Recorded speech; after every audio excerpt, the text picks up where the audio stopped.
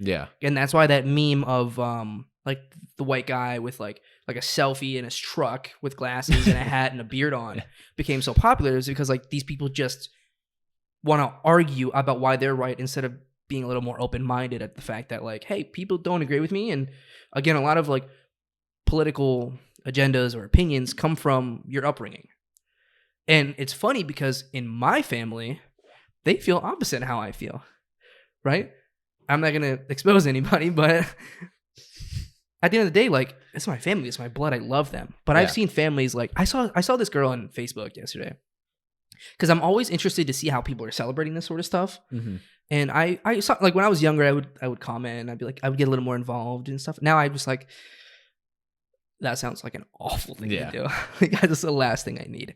And this girl said, if you're celebrating this and you're like happy about what's going on in our country right now, delete me, block me. If your family, don't talk to me anymore. And I'm like, I've seen, I think, 3 of those. I'm just like, bro, listen, I get it. We're fighting for women's rights. It's a very important thing. But at the end of the day, it's a matter of opinion. Yeah. Because the American people didn't vote for this. It was a Supreme Court ruling from a case that happened a long time ago. I think 50 years. 50? Roughly. I think I read like 55 or something like that. Yeah. So that sort of stuff I think is insane.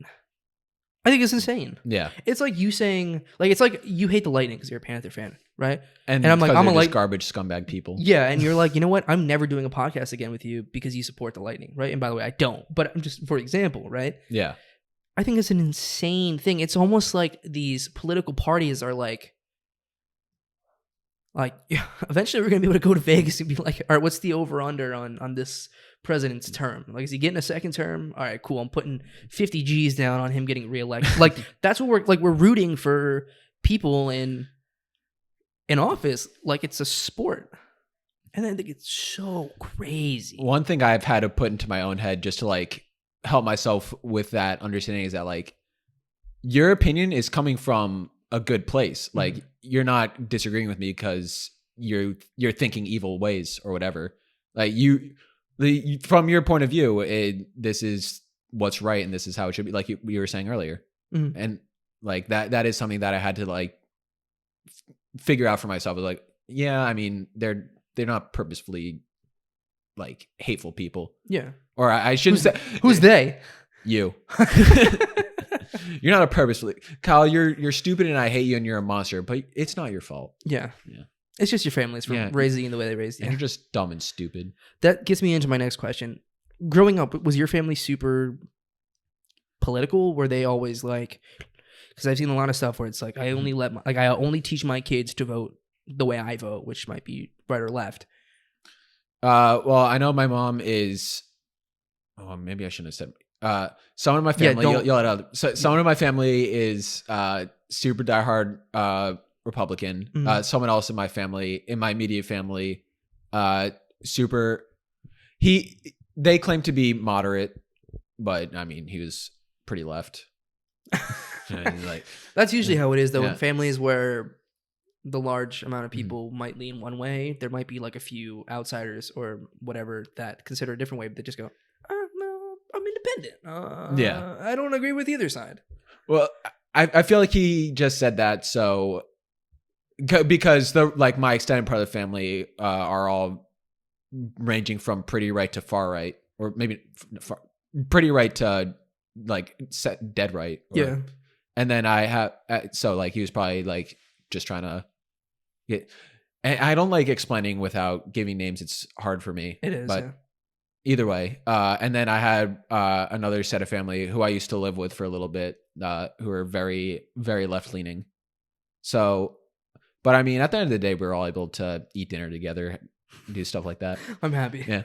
Well, separate rooms. As a whole family, like from the deep right people to the left people, like we were able to set aside the differences. And that to me is the saddest part. Just that there are some families or some people in a family who can't be in the same room with each other just because they disagree politically.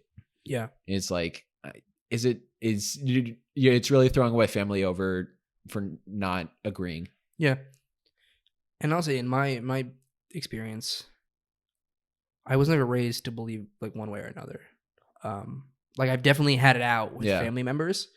I guess I didn't answer that part of the question. They didn't say that. Well, it's not true. My some of my family was like, "You better vote this way," and someone else in my family said they didn't. They said pretty much always vote split party lines. Like, don't give one the edge over the other because to help support checks and balances and all that. And I was like, yeah, whatever. Yeah, which I do to an extent. I don't vote along party lines, but like pretty much all my decisions aren't from my family. I agree with some people in my family, but it's not because of them. And that's good. That's a healthy way of looking at things. You're kind of creating your own opinion. You're creating your own whatever it might be. So in my experience growing up, like we never really like, you're too naive at a young age to be like, oh, Fox News or CNN. And typically like we had NBC on, and I don't even know, is NBC left? What are they? They are, well, yeah. Yeah. Well, pretty much the only major right or major news networks that are right are Fox, Newsmax, OAN. I don't even know 2 out of 3 of those. I mean, those are the most popular. The Fox News is the big one, but yeah.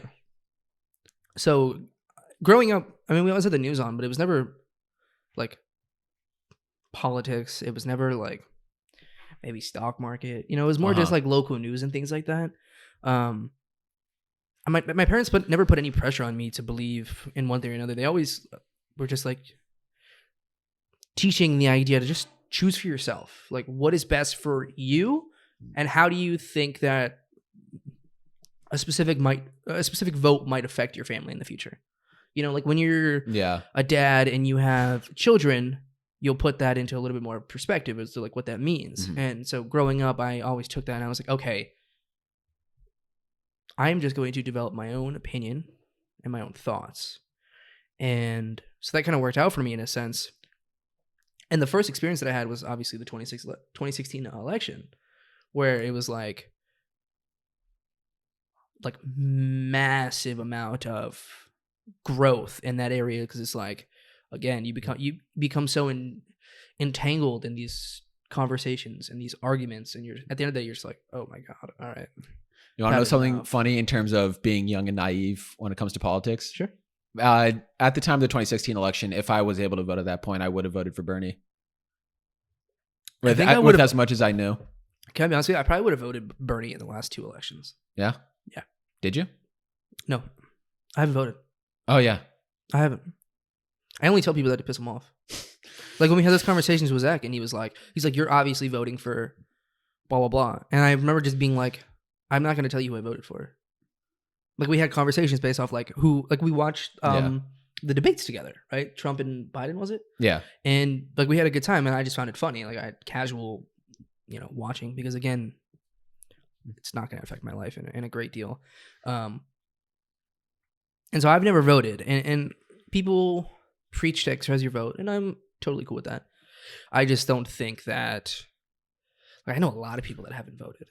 I just don't think it's one of those things where it's like, because again, it's not the popular vote, it's an electoral based voting system. And so at the end of the day, like Florida's pretty much a red state, let's be honest. And it basically comes from a lot of the Latino based population down south. They fell in love with Trump. They like loved him, And I love making fun of my friends because pretty all of my main group of friends didn't vote except for me, and whenever they complain about something going on or complain about Biden or whatever, I'm always like, if you didn't vote against Biden, you voted for him. That's such a funny way of saying that. But yeah, I mean, it is true in a sense, because for your friends, like, and even for myself, like I personally don't complain about anything. I read headlines and I go, oh, okay. Yeah. And I'm sure, like, in a sense for them, it's like they read headlines and they're like, outrage. And they're like, what the fuck? Not to that extent. They're pretty much like, oh, this is annoying. But what's annoying about it? Like, what policy or what anything has been happening to where your friends who are 20, 21 are, like, impacted in such a great way? I don't know. That's what I'm saying. Yeah. Is like, at the end of the day, you might be upset or you might disagree, but it's like, how are you affected? Oh, it made you upset because you didn't like, okay. Yeah. If it comes down to taxes and things like that, and you have a lot of money and it like is going to fuck you, right? okay, cool. Have an opinion, but it's like if it's not affecting you, just go find a hobby. Like, go. No, seriously, like, because why are you becoming so entangled in politics if you're not even going to vote? Yeah. You know? And I don't even think this is really like. Well, to be fair to them, the things that they do complain about are like, oh, gas is expensive or inflation is going up. But do they know why? That's not Biden's fault. Like there is a portion that is Biden's fault, but this resonates from like inflation resonates from us getting free money. The most recent complaint was him falling off the bike. Well, I say complaint. They were making fun of him, which was hilarious, by the way. Which just goes to show like what did we do here? Like why did we allow this to happen? But again, he was the guy who was against Trump, and majority of people are like, we don't like Trump, so I guess we got to pick the old guy with Alzheimer's. No, so I stuck to my guns and vote for neither. I know, but that was more of like a wish from. Yeah. No, even still, if it comes down to Biden and Trump in 2024, I'm voting for neither of them. I'll just look at my ballot and go, all right, next. No, seriously, because at the end of the day, if those are our options, we're fucked. Yeah. And I don't mean we're fucked in like a policy sense. It's just like we have pretty incompetent leaders. I refuse to vote for anybody older than 65. I refuse to vote for anybody over 55 or even 50. You have to understand, like, if you're going to lead this country. Oh, that leaves a small window of people because you can only start running at 35. Yeah. Okay. How are we supposed to connect with a leader if they have no idea what the fuck's going on? You think Biden has any sort of idea what's going on in our day-to-day lives? No. No.